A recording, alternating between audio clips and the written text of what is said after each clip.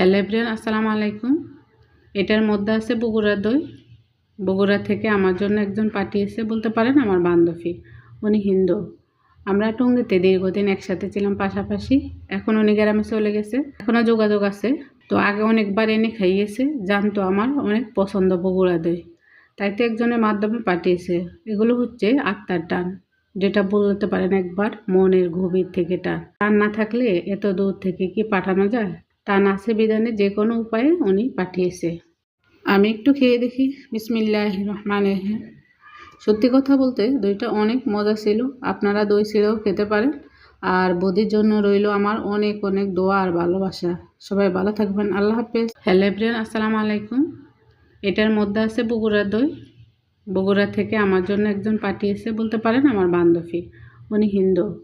আমরা টঙ্গীতে দীর্ঘদিন একসাথে ছিলাম পাশাপাশি। এখন উনি গ্রামে চলে গেছে, এখনও যোগাযোগ আছে।